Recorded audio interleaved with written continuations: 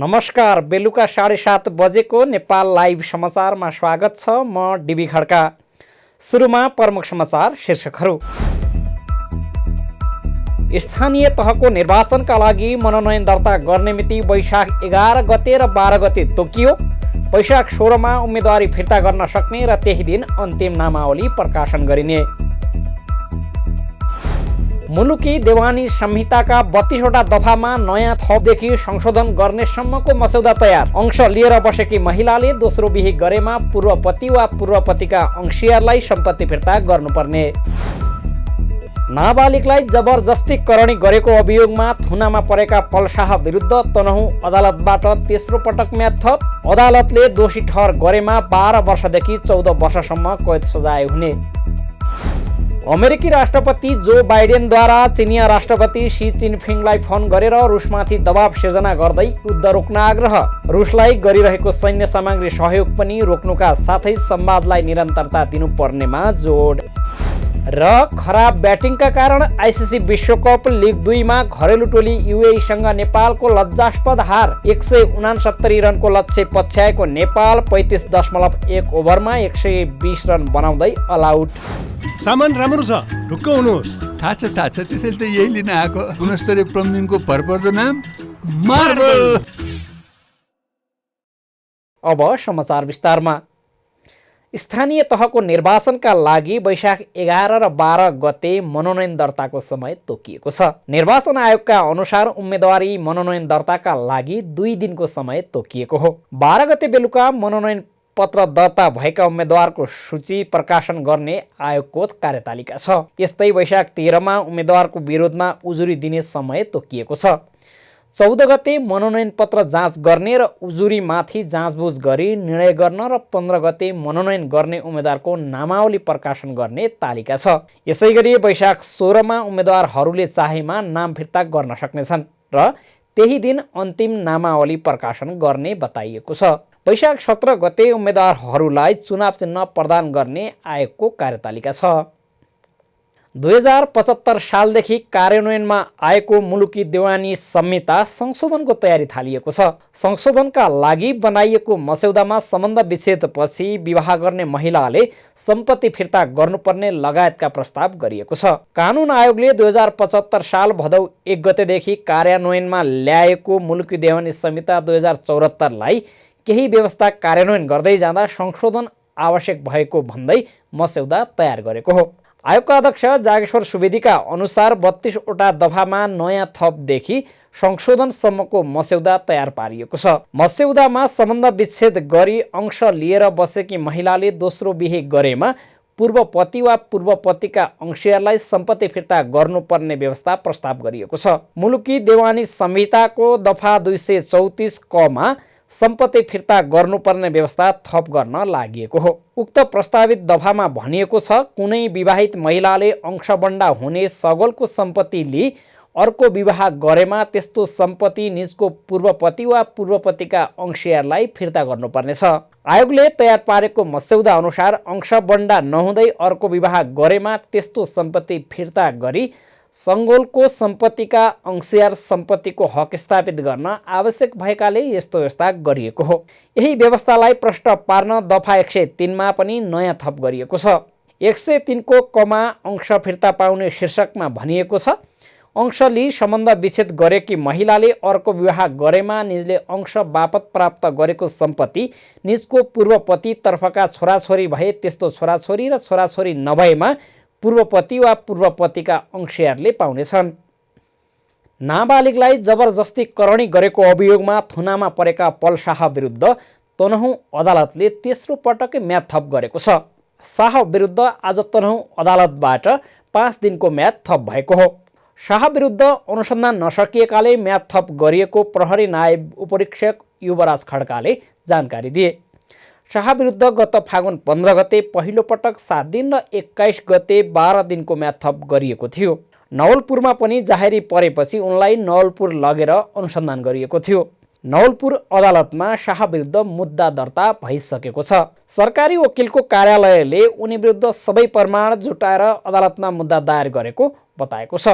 यस्तै अनुसन्धानका लागि पक्राउ परेका शाहका व्यवस्थापक कृष्ण जोशी विरुद्ध पनि 5 दिनको म्याद थप गरिएको छ।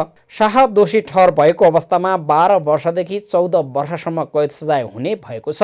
पीडित भनिएकी नाबालिग गायिकाको जन्म दर्ता अनुसार उनी बलात्कार भएको भनिएको समयमा 16 वर्षभन्दा कम देखिएपछि 12 वर्षदेखि 14 वर्षसम्म कैद सजाय हुने कसुर आकर्षित भएको हो। जन्म दर्ताको रेकर्ड अनुसार पीडित भनिएकी गायिकाको जन्म 2062 साउन 3 गते भएको देखिएको र नवलपुरमा बलात्कार भयो भनिएको मितिमा उनी 15 वर्ष 8 महिना 4 दिनको मात्रै भएको अभियोग पत्रमा उल्लेख गरिएको छ। अध्यादेश मार्फत संवैधानिक निकायहरूमा गरिएको नियुक्ति विरुद्धको रिट हेर्दैमा राखिएको छ। शुक्रबारबाट संवैधानिक इजलासमा केपी शर्मा ओली सरकारका पालामा नियुक्त विभिन्न संवैधानिक अङ्गका 52 पदाधिकारी नियुक्ति विरुद्ध परेको रिटमाथिको सुनवाई सुरु भएको थियो। कायम मुकायम प्रधान न्यायाधीश दीपक कुमार कार्कीले शुक्रबार आफूसहित 5 न्यायाधीशको संवैधानिक इजलासमा पेशी तोकेपछि यो मुद्दाले लामो समयपछि सुनवाईको मौका पाएको हो। संवैधानिक इजलासमा कार्की, न्यायाधीश मीरा खड्का, हरिकृष्ण कार्की, विश्ववर श्रेष्ठ र ईश्वर खतिवडा रहेका छन्। मुद्दाको सुनवाई अब बुधबार हुनेछ। बहसमा भाग लिँदै रिट निवेदक गणेश रेग्मी पक्षका कानुन व्यवसायीहरू रमेश बडाल, सुरेन्द्र भण्डारीले यो मुद्दामा सुनवाई गर्न नमिल्ने तर्क गरेका थिए। तर पक्षतर्फका बहसमा उत्रिएका अधिवक्ता ओमप्रकाश अर्यालले रिटमाथिको सुनवाई अघि बढ्नुपर्ने माग गरेका थिए। न्यायाधीश हरि फुयालको इजलासले जारी गरेको अन्तरिम आदेशका कारण संवैधानिक पदाधिकारीको नियुक्ति विरुद्धमा परेको मुद्दाको सुनवाईमा अवरोध गरेको भन्दै संवैधानिक इजलासले त्यो अवरोध खुलाउनु पर्ने अर्यालले बताए। फुयालको आदेश न्यायिक विचलन भएका कारण यसबारे छलफल हुनुपर्ने पनि उनको भनाइ थियो। न्यायमा अवरोध गर्नेमाथि न्यायिक टिप्पणी सहितको आदेश हुनुपर्ने पनि उनको माग थियो। यसअघि 17 भदौ 2078 रेग्मीको रिट निवेदनमाथि सुनवाई गर्दै न्यायाधीश हरि फुयालको एकल इजलासले संवैधानिक परिषद सम्बन्धी अध्यादेश र त्यसका आधारमा भएको नियुक्ति सम्बन्धी मुद्दाको सुनवाई स्थगित गर्न आदेश दिएको थियो। नेकपा एकीकृत समाजवादीका अध्यक्ष माधव कुमार नेपालले आफूले नै वृद्ध भत्ता लगायतको व्यवस्था गरेको बताएका छन्। गोर्खाको धार्से गाउँपालिका 4 लाप्राकमा पुगेका उनले जुन जोगी आए पनि कानै चिरेका भन्ने स्थानीयको भनाइको खण्डन गर्दै यस्तो बताएका हुन्। 2051 सालमा एमालेको सरकारले वृद्ध भत्ता लगायतका सामाजिक सुरक्षा र अघि सारेको र उक्त सरकारमा आफू उपप्रधानमन्त्री रहेको नेपालले स्मरण गरे। जुन जोगी आए पनि कानै चिरेका भन्ने आशयबाट हाम्रा एकजना वक्ताले भन्नुभयो। मान्छेले बिर्सिँदा रहेछ, गुण पनि बिर्सिँदा रहेछ। बुढापाकालाई नेपालको भत्ताको व्यवस्था कसले गर्यो, बुढी आमैलाई, बुढो बुवालाई भनेर सोध्ने हो भने त्यो बेलाको पार्टी जसको नेता माधव नेपाल थिए त्यही पार्टीले गर्यो भनेर यो लाप्राकमा बिर्सिएछ कि क्या हो जस्तो लाग्यो। उनले वृद्ध भत्तालाई 100 रुपैयाँबाट आफूले 3000 पुर्याएको पनि दावी गरे। उनले स्थानीयले व्यङ्ग्य कसे, भत्ता दिने मान्छे म यहाँ आउँदा हृदय गदगद भएको छ भन्नुपर्ने होइन, हिउँ पर्दा कठ्याङ्ग्रिदो रहेछ कि के हो बिर्सिनु भएछ।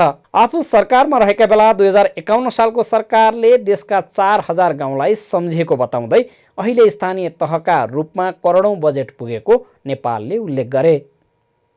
काठमाडौँ महानगरपालिकाका मेयर विद्यासुन्दर साक्यले आफ्नो कार्यकालमा जनता खुसी भएको बताएका छन्। सम्पदा क्षेत्रमा भएको कामका बारेमा जानकारी दिन आयोजित पत्रकार सम्मेलनमा उनले यस्तो बताएका हुन्। मेयर साक्यले सम्पदा संरक्षणका विषयमा आफ्नो र उपमेयरका बीचमा सञ्चार माध्यममा आएको जस्तो विवाद नभएको पनि बताए। मिडियाको भित्री कन्टेन्ट ठिकै हुन्छ, हेडलाइनले मात्रै समस्या गरेको हुन्छ। उनले भने आफ्नो र उपमेयर बीच विवाद देखिएको भनेर सञ्चार माध्यममा आएको हेडलाइन जस्तो होइन।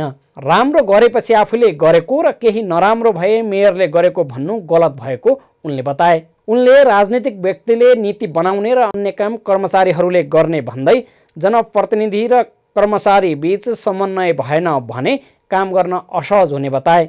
उनले उपमेयर र आफ्नो विषयको विवादबारे एउटै मञ्चमा बहस गर्न तयार रहेको बताए। नेपाल लाइभ समाचारमा अब अन्तर्राष्ट्रिय समाचार।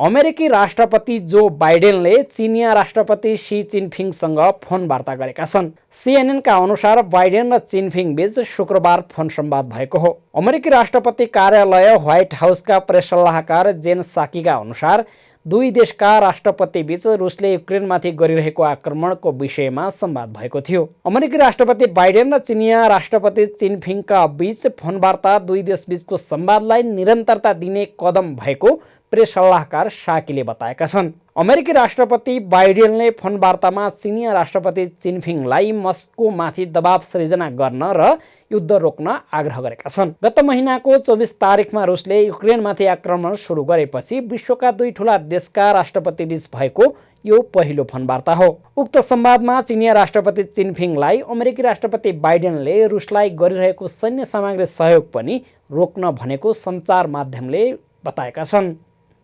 नेपाल लाइभ समाचारमा अब खेल समाचार।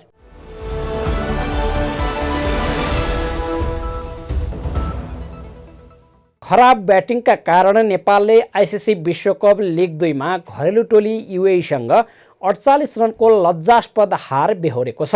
169 रनको मध्यम विजयी लक्ष्य पछ्याएको नेपाल 35.1 ओभरमा 120 रनमा अल आउट भएको हो। नेपालका लागि रोहित कुमार पौडेलले सर्वाधिक 46 रन बनाए। उनले 60 बलमा 4 चौका प्रहार गरे। रोहित लगातार दोस्रो अर्धशतक प्रहार गर्न 4 रनले चुकेका थिए। अन्य कुनै पनि ब्याटरले राम्रो प्रदर्शन गर्न सकेनन्। त्यसअघि दुबई इन्टरनेसनल क्रिकेट स्टेडियममा टस जितेर पहिला ब्याटिङ थालेको युएई 46.3 ओभरमा 168 रनमा अल आउट भयो। युएईका अनुभवी बायाँ हाते ब्याटर रोहन मुस्तफाले 81 बलमा 2 चौका र 1 छक्का सहित 40 रन बनाए। यस्तै सीपी रिजवानले 85 बलमा 40 रनको महत्त्वपूर्ण इनिङ्स खेले। अन्य ब्याटरले भने राम्रो प्रदर्शन गर्न सकेनन्। एक समय 35 रनमा 4 विकेटको खराब सुरुवात गरेको युएईलाई 5औं विकेटका लागि मुस्तफा र रिजवानले 77 रनको महत्त्वपूर्ण साझेदारी गरेका थिए। चौथो ओभरको 5औं बलमा ओपनर चिराग सुरी 6 रनमा आउट भएका थिए। सुरी सम्पाल कामीको बलमा आउटसाइड एज लागेर विकेट किपर आसिफ शेखबाट क्याच भए। यता विकेट किपर वृत्य अरविन्द 3 रनमा आउट भए। उनलाई सम्पालले आसिफबाट क्याच आउट गराएका थिए। सम्पालले 10औं ओभरको पहिलो बलमा ओपनर मोहम्मद वासिमलाई 21 रनमा कुशल भुर्तेलबाट क्याच आउट गराउँदै युएईलाई धराशायी बनाए। वासिमले आउट हुनुपर्व 28 बलमा 3 चौका प्रहार गरे। करण केसीले आसिफ खानलाई 2 रनमा आसिफबाट क्याच गराएपछि युएई 10.3 ओभरमा 35 रन बनाएर 4 विकेट गुमाएको अवस्थामा पुगेको थियो। रिजवानलाई 33औं ओभरको तेस्रो बलमा सन्दीपले स्टम्पिङ आउट गर्दै साझेदारी तोडे। मुस्तफालाई 39औं ओभरको पहिलो बलमा दिपेन्द्रले बोल्ड गरेका थिए। सागरको 41औं ओभरको तेस्रो बलमा ठूलो शट खेलेका बासिल हामिद लङ अनमा ज्ञानेन्द्र मल्लबाट 14 रनमा क्याच आउट भए।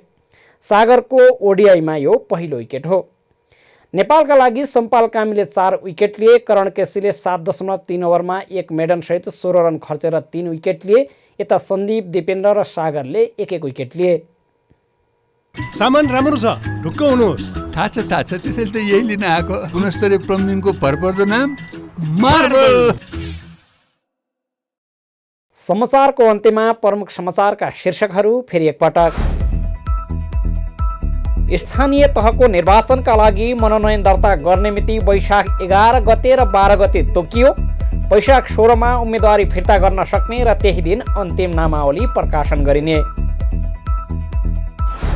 मुलुकी देवानी संहिताका 32वटा दफामा नयाँ थपदेखि संशोधन गर्ने सम्मको मस्यौदा तयार। अंश लिएर बसेकी महिलाले दोस्रो बिहे गरेमा पूर्व पति वा पूर्व पतिका अंशियारलाई सम्पत्ति फिर्ता गर्नुपर्ने। नाबालिगलाई जबरजस्ती करणी गरेको अभियोगमा थुनामा परेका पलशाह विरुद्ध तनहुँ अदालतबाट तेस्रो पटक म्याद थप। अदालतले दोषी ठहर गरेमा 12 वर्षदेखि 14 वर्षसम्म कैद सजाय हुने। अमेरिकी राष्ट्रपति जो बाइडेनद्वारा चिनिया राष्ट्रपति सी जिनपिङलाई फोन गरेर रुसमाथि दबाव सिर्जना गर्दै युद्ध रोक्न आग्रह। रुसलाई गरिरहेको सैन्य सामग्री सहयोग पनि रोक्नुका साथै संवादलाई निरन्तरता दिनुपर्नेमा जोड।